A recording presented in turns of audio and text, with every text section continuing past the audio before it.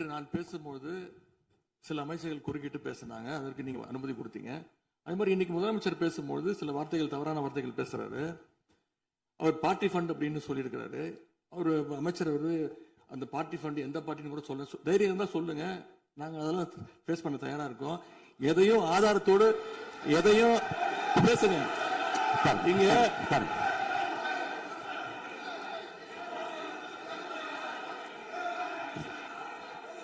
அது மாதிரி பேரவைத் தலைவர் அவர்களே, நேற்று நான் பேசி முடிஞ்சோடனே நீங்க அவை முடிஞ்சிருச்சுன்னு சொல்லிட்டீங்க. நாங்கெல்லாம் வீட்டுக்கு போயிட்டோம்.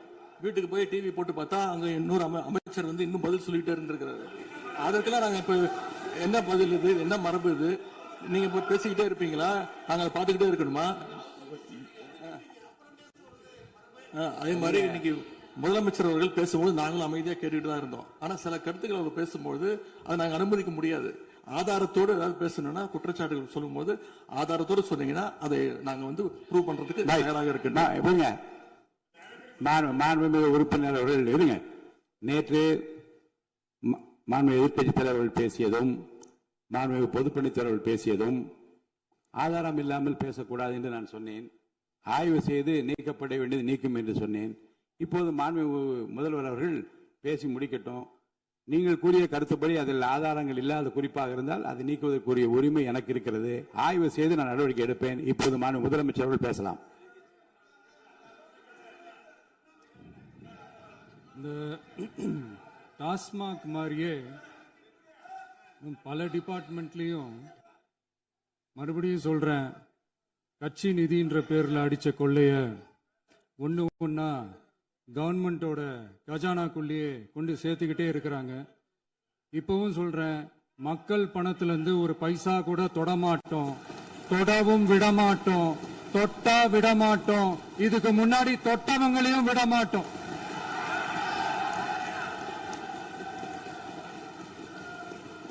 ஒவ்வொரு ஊழலா வெளியில வரும் போலயே, ஒவ்வொரு வேஷமா கலைஞ்சிரும் போலயே இங்க இருக்கிற நிறைய பேரு நடுங்கி போய் இதுல நம்ம மேல அவதூறு வேற. இப்ப புதுசா ஒரு வெப்பன் ஒண்ணு கொண்டு வந்திருக்காங்க. அது என்ன தெரியுமா? அவங்க தயவால தான் நம்ம ஆட்சி நடக்குதான். மக்கள் தயவால இந்த ஆட்சி நடந்துகிட்டு இருக்கு. மனசாட்சி உள்ள சக்திகளோட ஆதரவால இந்த ஆட்சி நடந்துகிட்டு இருக்கு. நாங்க தான் அனுப்பி வச்சோம் அப்படின்றாங்களே. அனுப்பி வச்சவங்களுக்கு மினிஸ்ட்ரியில இடம் கொடுத்தா ஏன் கதறீங்க? ஏன் இவ்வளவு கோவம்? ஏன் இவ்வளவு கதறல்? இதுல இன்னொரு முக்கியமான விஷயம், மார்க்சிஸ்ட் கம்யூனிஸ்ட் கட்சி நமக்கு ஆதரவு கொடுத்தது சுயேட்சையா எடுத்த முடிவுன்னு சொல்றாங்க. அதே மாதிரி இந்திய கம்யூனிஸ்ட் கட்சி நமக்கு ஆதரவு கொடுத்தது சுயேட்சையா எடுத்த முடிவுன்னு சொல்றாங்க. இதுல எங்க இருந்து நாங்க தான் அனுப்பி வச்சோம்னா புரியலையே. மக்களுக்கு நல்லா புரியும், எல்லாத்தையும் தெளிவா பார்த்துக்கிட்டு இருக்கிறாங்க.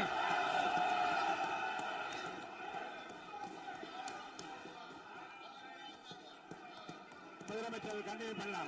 முதலமைச்சர்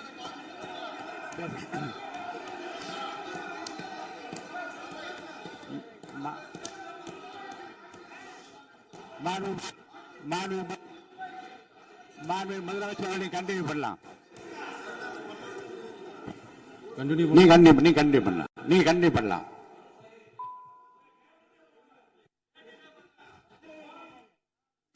இந்த சமூக நீதி அரசுன்னு சொல்றவங்களை பார்த்து கேட்கிறேன், நம்ம பட்டியலின சகோதரர்களுக்கு எத்தனை அமைச்சர் பதவி கொடுத்தீங்கன்னு கொஞ்சம் சொல்ல முடியுமா? ஆனா நம்மளுடைய அரசுல 8 அமைச்சர் பதவிகள் யாருக்கு? நம்ம பட்டியலின சகோதரர்களுக்கு. எல்லாம் நம்ம அண்ணன், நம்ம தம்பி, நம்ம தங்கச்சிங்க. அண்ணல் அம்பேத்கர் அவர்களுடைய கிட்டத்தட்ட 100 ஆண்டு கால கனவு இப்ப நிறைவேறி இருக்கு. நான் ஏன் கொஞ்சம் சவுண்டா பேசுறேன் அப்படின்னா அவங்களுக்கு கேட்கணுன்றதுக்காக தப்பா எடுத்துக்கிறது. அதே மாதிரி பெண்களோட பாதுகாவலர் நாங்க தான் அப்படின்னு சொல்லிக்கிறவங்களை கேட்கிறேன், எத்தனை பெண்களுக்கு அமைச்சர் பதவியில இடம் கொடுத்தீங்க கொஞ்சம் சொல்ல முடியுமா? எங்க அரசுல 4 சகோதரிகளுக்கு அமைச்சர் பதவி கொடுத்திருக்கிறோம்.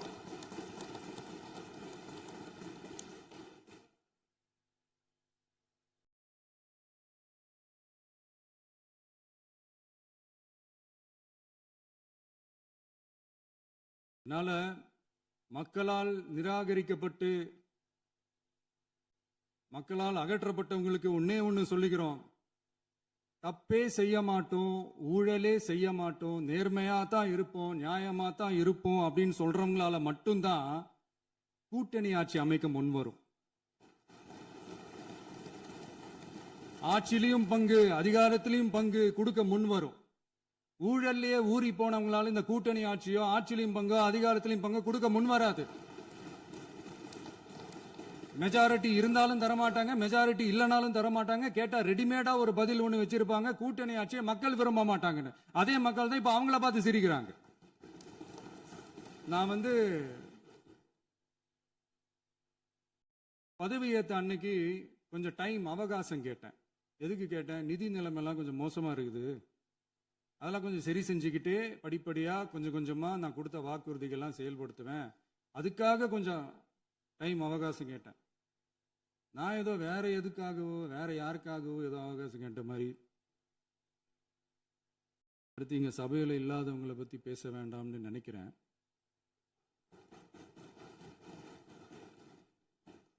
இங்க நம்மளை பத்தி அவதூறு பரப்புறதோட மட்டும் இல்லாம இப்ப நம்ம மக்கள் மேலேயும் அவதூறு பரப்ப ஆரம்பிச்சிட்டாங்க. மக்கள் நமக்கு ஓட்டு போட்டது தப்பான், குடும்பம் குடும்பமா நமக்கு ஆதரிச்சது தப்பான்.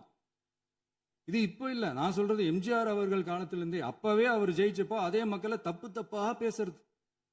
மக்கள் என்ன பண்ணிட்டாங்க, எம்ஜிஆர் என்ன பண்ணிட்டாரு, எம்ஜிஆர் என்ன இது பண்ணிட்டாரு. 50 வருஷமா ஒரே டெக்னிக்கா.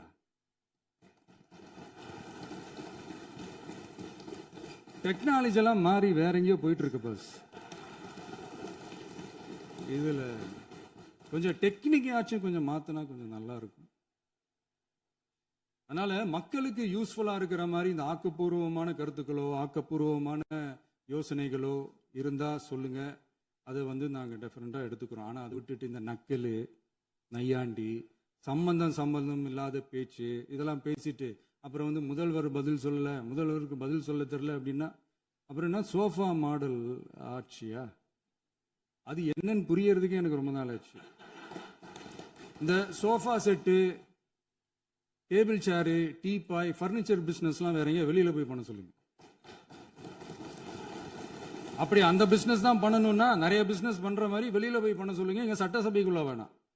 அதனால ஆக்கப்பூர்வமான கருத்துக்கள் இருந்தா சொல்லுங்க, டெஃபினட்டா அது சரியா இருந்தா நாங்க ஏத்துக்கிறோம். எனக்கு ஒரு குட்டி கதை ஒண்ணு ஞாபகம் வருது, சொல்லாமா?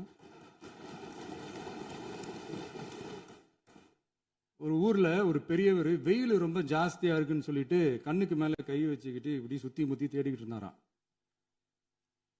அப்ப கூட இருந்த ஒரு சின்ன பையன் என்ன தேடுறீங்க அப்படின்னு கேட்டானா. அதுக்கு அந்த பெரியவர் சொன்னாரா, அது ஒண்ணு இல்ல தம்பி, உங்க அப்பா இங்கதான் இருப்பாருன்னு சொன்னாங்க, அதான் தேடிக்கிட்டு இருக்கேன். எங்க உங்க அப்பாவையா காணோம்?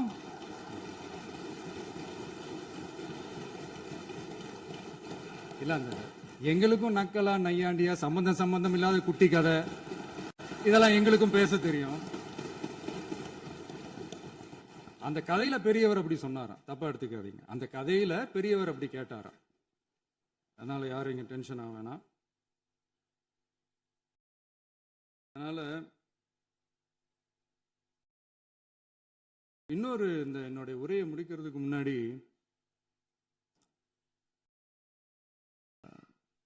போயிட்டாங்க, பேசலாமா? நிறைய உங்க கருத்துக்களை நீங்க முழுமையாக மன நிறைவோடு பேசலாம். டிவியில் பார்ப்போம்.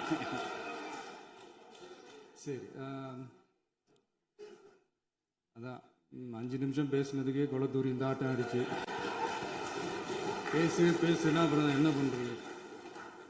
கடைசியா நான் இந்த உரையை முடிக்கிறதுக்கு முன்னாடி ஒரு முக்கியமான ஒரு விஷயம் பத்தி சொல்லணும். ஆளுநர் உரை அன்னைக்கு இந்த தமிழ் தாய் வாழ்த்துக்கு அப்புறம் தேசிய கீதம் பாடினது தப்பு, தேசிய கீதம் 2 முறை பாடினது தப்பு,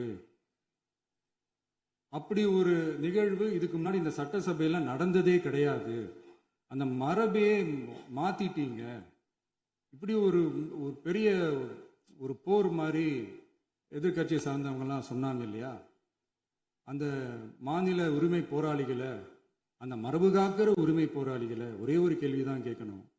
2021 ஆகஸ்ட் 2 ஞாபகம் இருக்கா? Centenary celebration of Tamil Nadu legislature. அந்த ஃபங்க்ஷன்ல நம்ம முன்னாள் முதலமைச்சர் கருணாநிதி அவர்களோட கலைஞர் அவர்களுடைய கலைஞர் அவர்களுடைய புகைப்படத்தை மாண்புமிகு குடியரசுத் தலைவர் திறந்து வைக்கிற ஒரு ஃபங்க்ஷன். அந்த ஃபங்க்ஷன்ல national anthem followed by Tamil Thai Vazhthu அப்படின்னு அறிவிச்சது ஞாபகம் இருக்கா? அதாவது தேசிய கீதத்துக்கு அப்புறமா இரண்டாவது முறையா, நோட் திஸ் பாயிண்ட் மாண்புமிகு பேரவைத் தலைவர் அவர்களே, ப்ளீஸ் நோட் திஸ் பாயிண்ட். தேசிய கீதத்துக்கு அப்புறம் இரண்டாவது முறையாக தமிழ் தாய் வாழ்த்து பாடப்படும் அப்படின்னு சொன்னது ஞாபகம் இருக்கா? அதுவும் முத்தமிழ் அறிஞர் அப்படின்னு சொல்ற நம்ம கலைஞர் அவர்களுடைய அந்த புகைப்படம் வெளியிட்டு விழாவில் அவர் இருந்த இதே சபையில தமிழ இரண்டாவது இடத்துக்கு தள்ளினது யாருன்னு ஞாபகம் இருக்கா?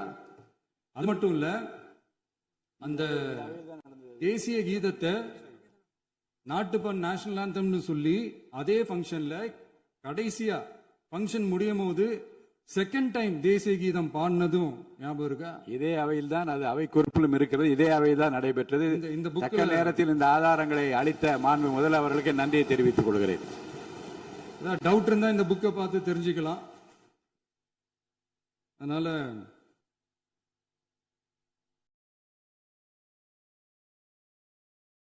எல்லாம் கேட்டா என்ன சொல்லுவாங்கன்னா, அது ஜனாதிபதி கலந்துகிட்ட ஃபங்க்ஷன், அதெல்லாம் அப்படிதான், அதெல்லாம் கண்டுக்க கூடாது அப்படின்னு சொல்லுவாங்க. இதே மாதிரிதான் பேசுறது ஒண்ணு, செய்யறது ஒண்ணு, செய்யறது ஒண்ணு, பேசுறது ஒண்ணு. இதெல்லாம் மக்கள் பார்த்துக்கிட்டு இருக்காங்க. எலெக்ஷனுக்கு முன்னாடி தான் அப்படி செஞ்சுக்கிட்டு இருந்தாங்க. இப்போ எலெக்ஷனுக்கு அப்புறம் அதே தான் செய்யறாங்க. இந்த விஜயையும் சாமானியர்களின் உண்மையான சமூக நீதி அரசையும் அவமானப்படுத்துறதுக்கு தான் அவங்களோட அந்த பொலிட்டிக்கல் சீனியாரிட்டி அது பயன்படுத்துது போல. சரி, செய்யட்டும் செய்யட்டும், நல்லா செய்யட்டும். இப்போ ஆனாலும் நம்மளுடைய மாநில உரிமை, மொழி உரிமை, உத்தம உத்தரர் போல வேஷம் போடுற எதிர்கட்சிக்கு ஒன்றை மட்டும் ஆணித்தரமாக சொல்றோம். உங்களை மாதிரி தமிழ்னு சொல்லிக்கிட்டு, மொழி, பண்பாடு, கலாச்சாரம்னு சொல்லிக்கிட்டு ரெட்டை வேஷம் போடுறவங்க நாங்க கிடையாது. உலகெங்கும் வாழும் என் தமிழ் சொந்தங்களுக்கு நம்முடைய உத்தரவாதம் தமிழ் தான் எங்க உயிர் நாடி அப்படின்றத மறக்க மாட்டோம். இப்பவும் சொல்றோம், மாநில உரிமையில எப்பவும் உறுதியா இருப்போம். அதே சமயத்துல அரசியல் வேற, ஒன்றிய மாநில அரசுகளுக்கு இடையே இருக்கிற நிர்வாக அணுகுமுறை வேற. இதுல நாங்க ரொம்ப தெளிவா இருக்கிறோம். அதனால எங்களுக்கு பாடம் எடுக்கிறதா நினைச்சுக்கிட்டு உங்க வேஷத்தை நீங்களே கொஞ்சம் கொஞ்சமா கலைச்சிக்கிட்டே வர்றீங்க, மறந்துடாதீங்க. அப்புறம் நேத்து எதிர்கட்சி தலைவர், மாண்புமிகு எதிர்கட்சி தலைவர் பேசும்போது நிறைய பேசினாங்க. அதுல ஒண்ணு மட்டும் அரசு சொல்றதா நினைச்சுக்கிட்டு நம்மளை இன்டைரக்டா ஈவில் அப்படின்ற அந்த வார்த்தையை யூஸ் பண்ணாங்க. எனக்கு ஒண்ணுதான் சொல்லணும்னு தோணுது. ஈவில்ஸ்னு டெவில்ஸ் பேசக்கூடாது.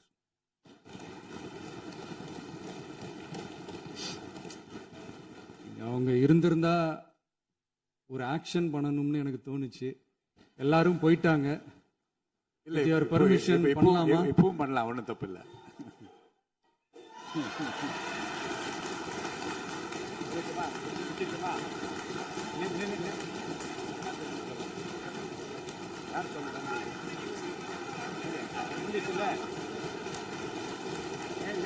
சொல்லட்டுமா?